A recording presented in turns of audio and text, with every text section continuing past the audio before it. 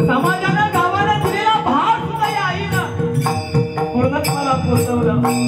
5 वर्ष सरपंच पद भोगला आणि जेवढं गावात करता येईल ना तेवढं कार्य त्यांनी केलं. बरं का, आपल्या गावालाही सांभाळलं, आपल्या कुटुंबाला सांभाळलं, आपल्या परिवारालाही सांभाळलं. व्यावहारिक जीवन जगत असताना हित कशामध्ये हे साधावं.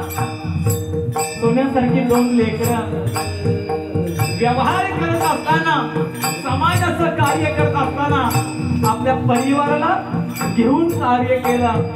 मग त्याच्यामध्ये 2 मुलं असतील, एक धनवेश दादा असेल आणि शुभम दादा. माणसाच्या ऋणात जन्माला आल्यानंतर माणसाने काय करावा, संसारही करावा, परमार्थही करावा आणि समाजाची सेवा करावी आणि त्या ऋणाही